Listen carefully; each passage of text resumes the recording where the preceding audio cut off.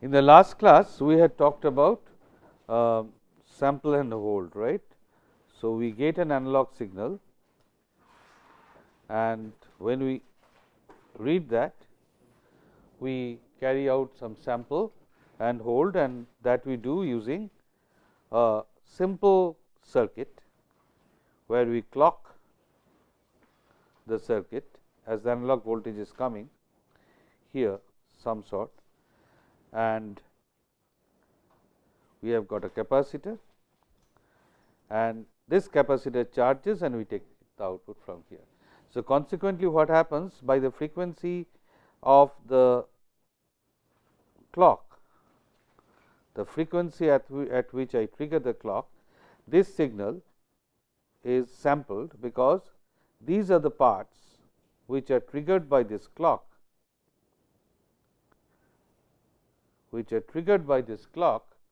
are passing through this and are going at the output of the capacitor. So, at this point I will be getting a signal which is equivalent to these levels, right. So, I will get this value, then this value, then again there was no sample here. So, I will get some value, intermediate value, like that.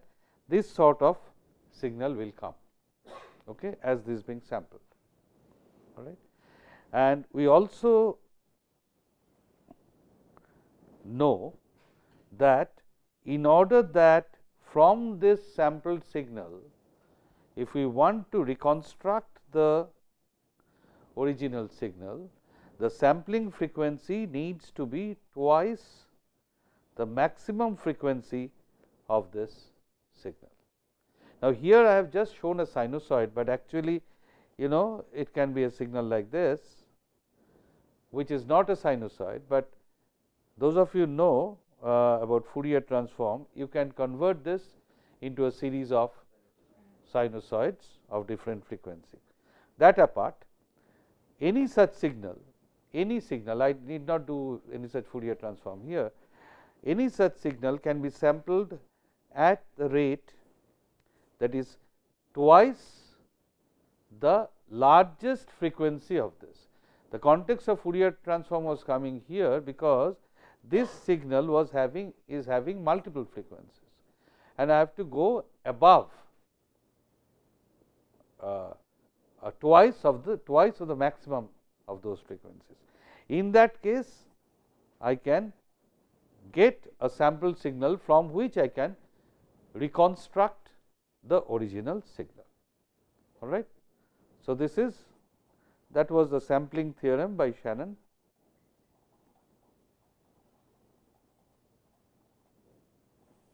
That is known as the Nyquist criteria. Okay.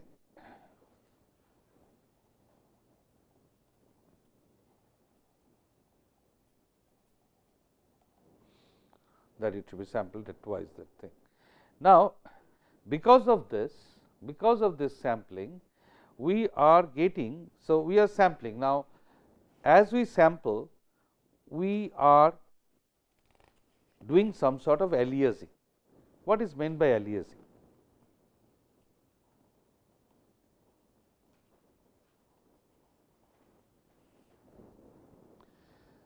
Alias means what? The same person has got two names, right. This person has got X name and is also called as Y name. But on the other hand, it can be that if there be two persons with the same name, then it becomes difficult for me to identify who is. And this person has taken up this name Y, because there is another person with the name Y. So, if he is referred to as Y, we have to resolve which of these two persons it is, right. Now, how does it reflect to a signaling scenario or inputs or the signals that embedded systems will be dealing with? Let us have a look at this slide.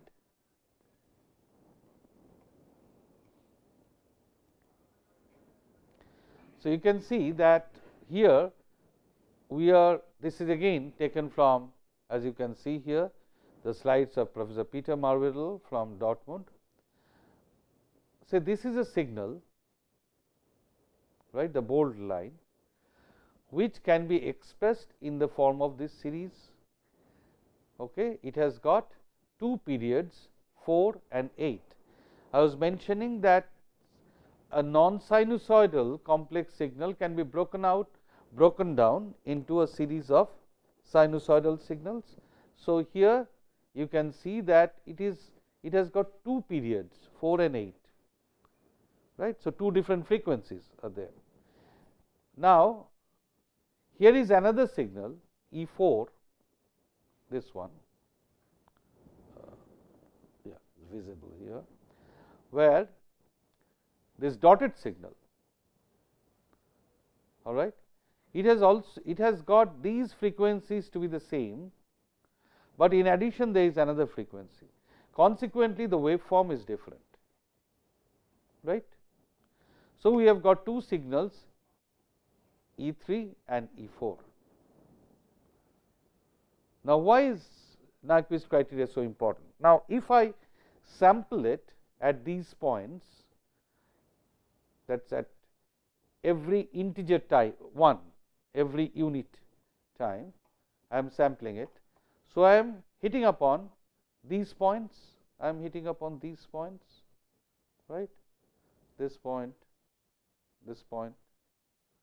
and when I hit upon this point, I do not know whether the value is coming from this dotted signal or the normal signal. So, therefore, again coming back to this y, this picture, when I come to this y, I do not know whether this is this person or this person, right. So, that is the phenomenon of aliasing, and because there is an aliasing here, what do I need to do? Now, you see, if I filter it, what is the highest frequency of these signals out of which I want to distinguish? The highest frequency is coming from here, that is 8, right. So, if I sample it with a period of 16, then I will come to some points here which are different. We will not get the same signal all the time. Here we are getting, even if I double this, I will get, say I was doing it here as 1. If I sample it with a period 4, still it will be indistinguishable, 8 it will be indistinguishable, because they are matching here. But if I do it with 16, then obviously I will be getting that. So, that is how, that is why we have to avoid this aliasing, and so reconstruction is impossible if we do not sample it frequently enough, and aliasing can be avoided if we restrict the frequencies of the incoming signal to half the sampling rate. So, the incoming signals must be restricted to half the sampling rate. So, higher frequencies I will not take. I repeat, I will not take higher frequencies. Therefore, what do I need? I will need a filter. I do not want higher frequencies to come up, higher frequencies higher than the sampling rate. Therefore, I need a filter. What sort of filter would I need? I will need a filter that is a low pass filter, right. So, beyond this I will be, so here. So, if I want to do a filter is needed to remove high frequencies. So, here is a signal coming in and I have got an anti-aliasing filter here, and this filter, the characteristics ideally is this, that any frequency below this half of the sampling rate will pass, anything above the sampling rate will be cut off. Therefore, right. Therefore, but the red one is the ideal filter scenario that we actually do not get. So, we actually you will get this sort of, all of you know that realizable filter is this. The better the sharpness of the edge, the better it is, better cutoff. And if I pass it through this sort of filter, anti-aliasing filter, then I will be able to distinguish between this E4, and since the higher frequencies are being cut off, sorry, only the low frequencies are being allowed, we will get to this E3T, and therefore, next I can feed it to sample and hold. Okay. Now, so summarizing this part, what have we done is that we are dealing with taking the inputs to the embedded system, and for that the signals can be analog signals also that are coming up, and for them we need to carry out sample and hold in order to digitize them. Still I have not made them digital, but I have just sampled, and while I sample I must be careful about the sampling frequency and apply the anti-aliasing filter, so that whatever samples I get are representative of a particular signal. Now, once that is done, the next thing is we need to discretize the sampled values. Now, discretization is nothing but, again I will, it is a signal, I am discretizing that from dt to dv. So, I am taking from some continuous domain to a discrete domain, right, and that is being done with a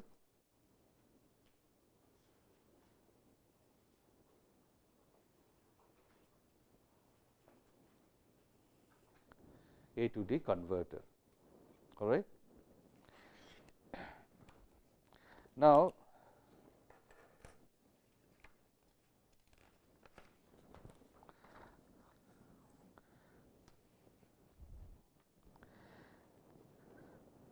here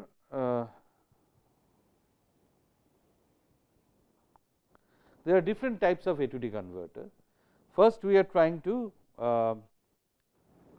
describe one type of A to D converter, that is known as flash A to D converter.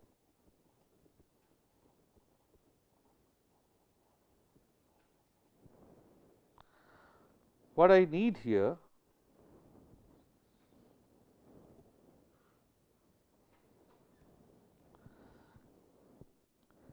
is I am getting some signal coming here, let us call that HT, some signal is coming, and I have got a reference voltage. Let me call the reference voltage to be Vref. Now, I have got a series of resistances here, each of them are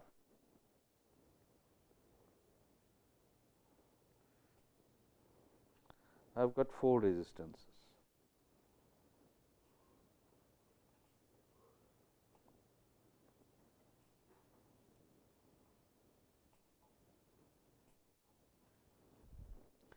Each of them are of value R. So, there is a voltage drop occurring across each of these resistors. So, here at this point what I am getting is 3/4 of Vref. Is it visible? 3/4 of Vref. Here I will get at this point I will get 2/4 of Vref, that is half of that. At this point I will get 1/4 of Vref. Right. Now, there is a magic system called an operational amplifier, okay, which most of you know.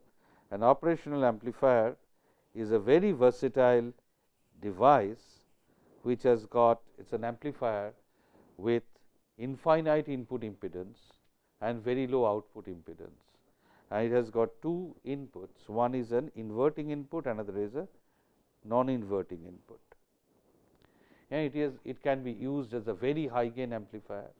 If I put a feedback across this and there is some input resistance coming R1 and say R2. So, depending on the ratio of this R1 and R2, we can have, say, this is an amplifier configuration. Here, if I put in some V in, here the V out will be minus R2 by R1 of V in. And why this minus? Minus is because if there be a signal here, the signal's phase is changed here, right? Phase inversion occurs, but the magnitude will be multiplied. So, by this factor R2 by R1, we can adjust the gain of this amplifier if we can make it a variable resistance. However, for our purpose, that is, the details are not important, but if we now feed, this can also be used as a comparator. Such operational amplifiers can also be used as a comparator, where there is a little change. The little change is, now I will simply take this. If I have an operational amplifier and now feed the reference in the minus here, and the signal, the actual signal is coming to the non-inverting edge. In that case, if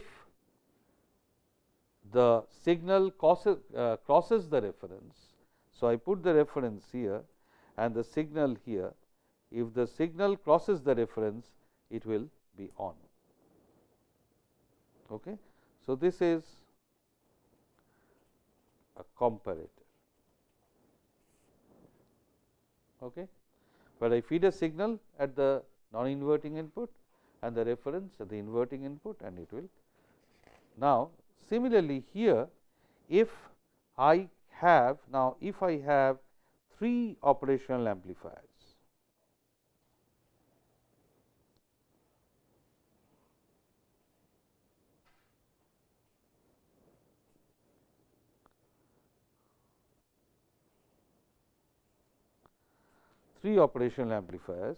and I feed the signal to the, where is the signal? The signal is coming here to the non-inverting point of all these operational amplifiers, right, and the different references I put to the inverting input of this. Now, what is the significance?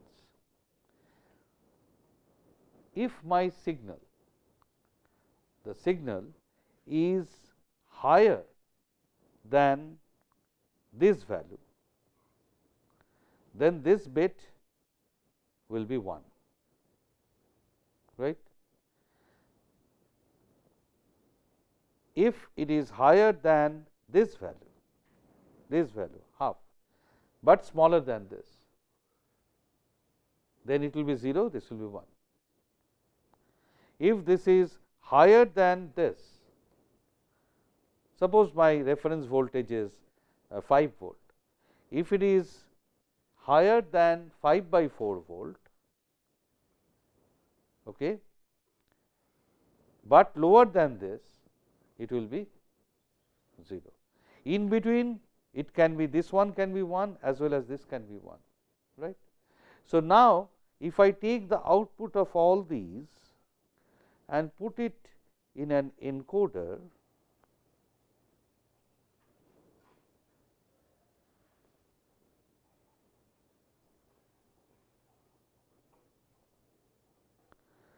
it will take these and it will create the digital outputs. All right.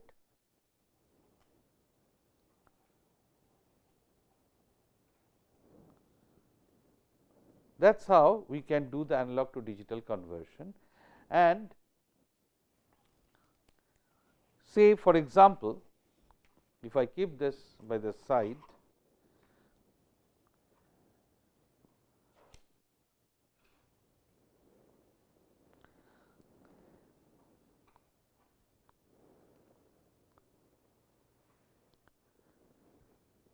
let us look at this diagram. Here I have got the HT, that is this signal HT is being shown in this axis. So, here I have got V reference by 4, here I have got V reference by 2, here I have got 3 by 4 V reference, and here I have got the V reference. Right. Now, I did the sampling, I did the sample and hold. Right. See, this thing is coming after the sample and hold circuit, and what is preceding the sample and hold circuit? The anti-aliasing filter.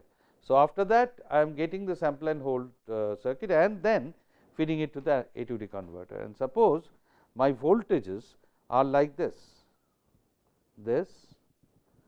then here it goes up,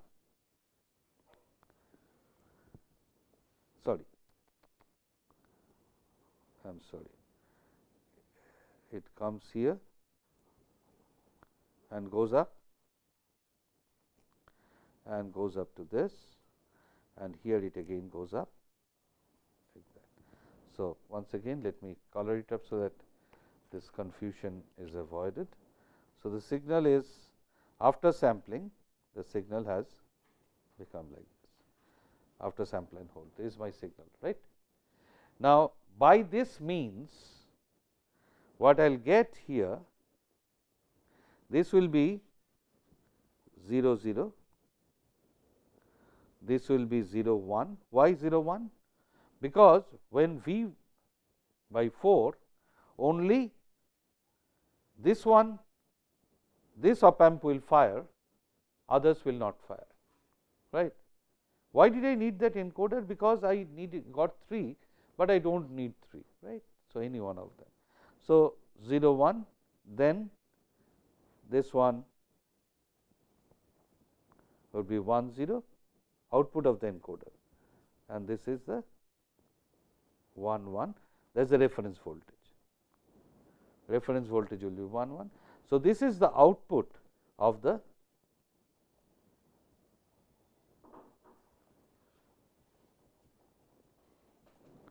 encoder output. Okay.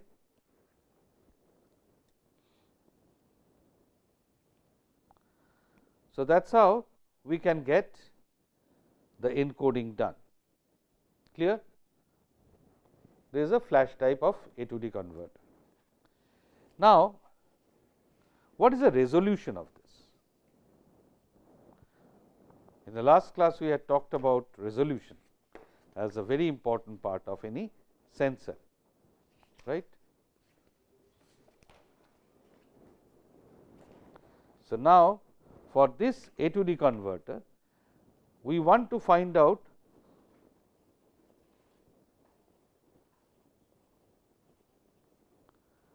resolution of this A to D converter in bits.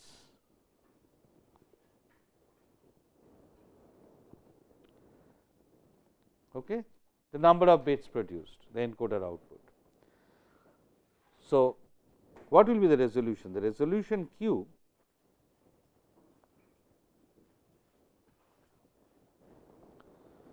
in volts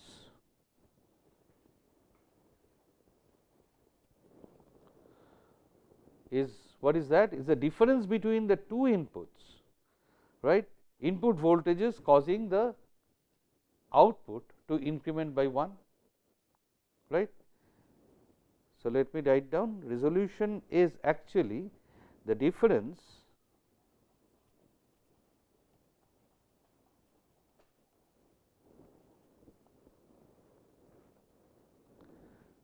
in volts between two outputs, I am sorry, between two inputs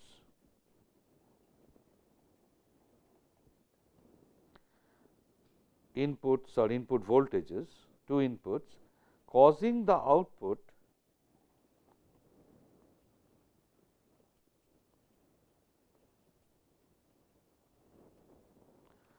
to be incremented by 1.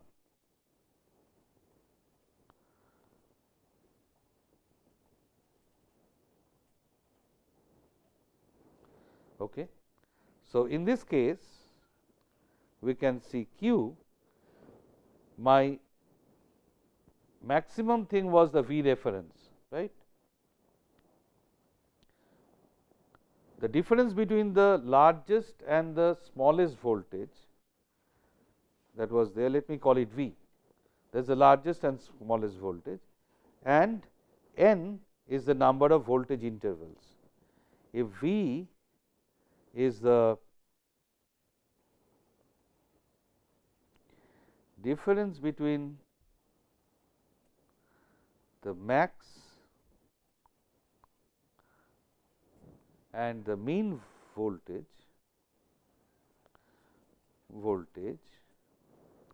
and N is the number of voltage intervals, that is dependent on the number of bits, number of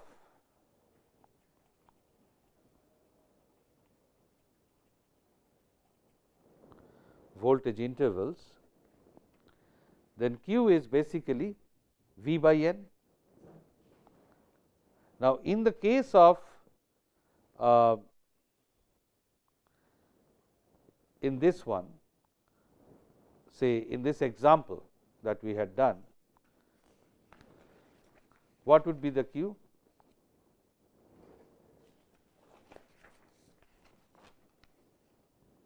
In this, what would be the Q? It will be the V reference by 4. The difference between that is V ref. So, for this example where we have taken this, in this example it will be, for example, it will be V ref whatever that was by 4, because we have taken 2 bits. So, Q is V ref by 4 here, right. The next thing that we have to see is, because we have to select a particular A to D converter. So, what would be the speed of this? The speed of this, if I express it just like we express the time complexity of programs, similarly, what would be the order for this conversion, time complexity? It is a flash A to D converter, you get the voltage, all these things are being done in parallel. All these things are being done in parallel. Therefore, its speed is of the order of 1. The other thing that is important as an engineer, the other thing that you have to think of, because for everything that we do we have to pay cost for that, what will be the hardware complexity for this?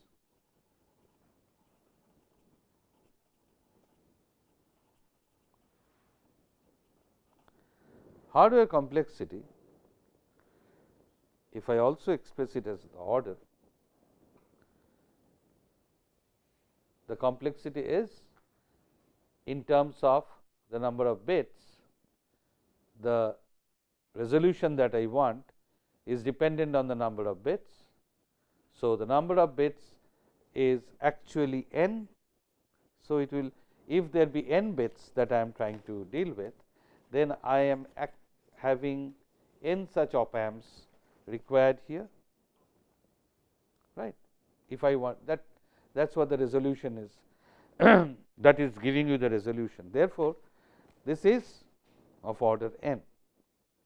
So, as such I can see the hardware complexity is not very small, but the speed is much faster.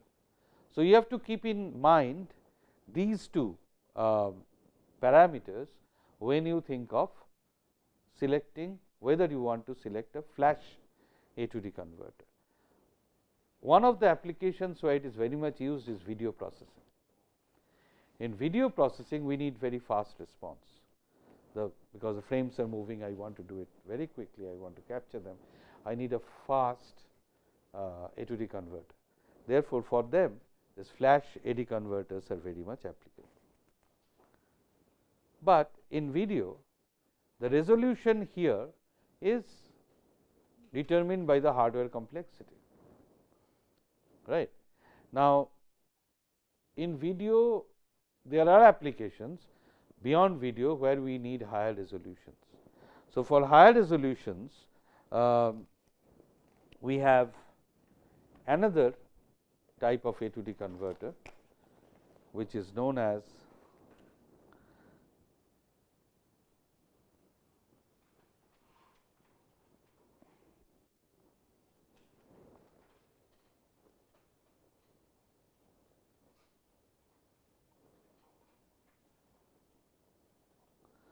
successive approximation A to D converters.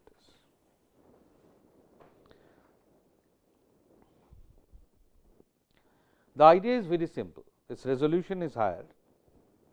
The idea is very simple. We have a comparator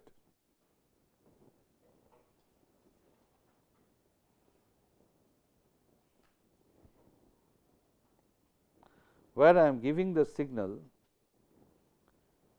H t as the input, and I have got a point for giving the reference.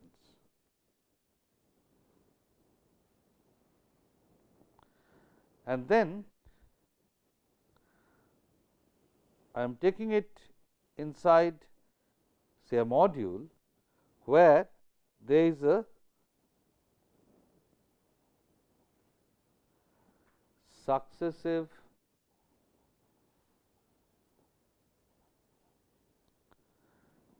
approximation register, and there are some control logic. I will explain what this control logic is all about. And we take the output of this successive approximation register and feed it to a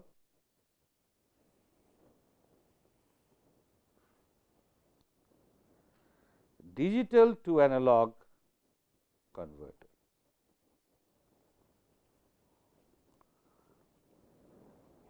Okay. And the output of this digital to analog converter is fed back here. Now, let us see what is happening.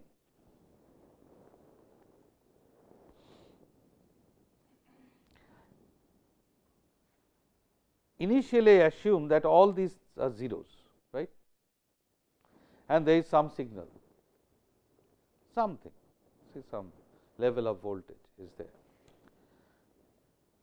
So, all these are zeros are coming over here, and so this signal, these two are not matching in the comparator. So, this is not firing, right. So, what you do at every stage, what we need to do, we first convert, say the key idea is just like binary search. I do not start with 0, I first set the MSB, say whatever be the number of bits here, I take another bit. The MSB I set to 1, all right. So, the MSB was 1. if that is too large, this bit pattern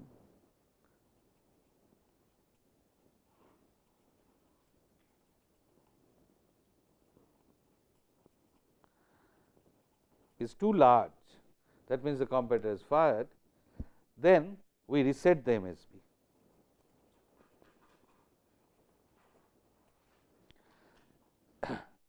And then we reset the MSB and set the lower bit of the MSB to be 1, right. Now, if it is not too large, then it is fine. In that way, we give the values here, and accordingly this control logic is actually carrying out this binary search. You understanding? It is actually doing out this binary search for different bit patterns, initially with the MSB to be 1. If it is still low, I have not matched the HT, then I will try to make this one to be 1. Suppose this is too high, then I will make this one to be 1. Now, it is not too high, therefore, I have another scope, I make this one to be 1. In that way, I go on increasing this, and ultimately I want to converge. All right. And if this is too large, then if after this, then I will reset MSB minus 1. In that way, I go on.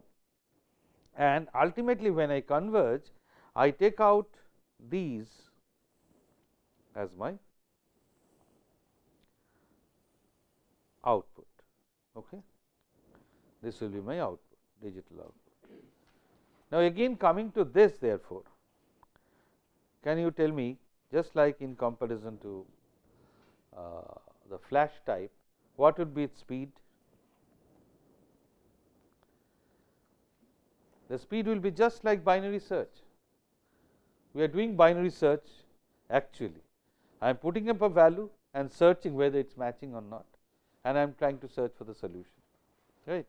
So, the speed will be of the order of log to the power log 2 based n log n to the base 2, sorry.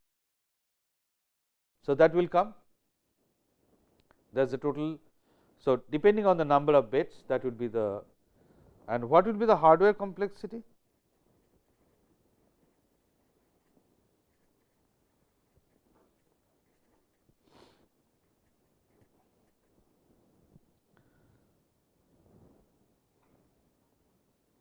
The hardware's complexity is, if n be the number of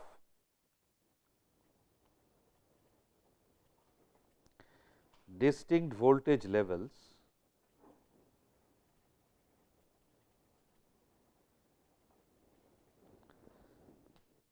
then I will need log n bits, and that is my hardware cost.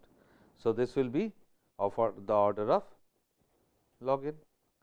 So, what I can find if I compare it with the flash A to D converter, that this one is of higher resolution, because I can go on increasing the resolution, I can go on increasing the number of bits, because as I increase the number of bits, my complexity increases in log, whereas in the flash one, the complexity was, or the cost was increasing linearly.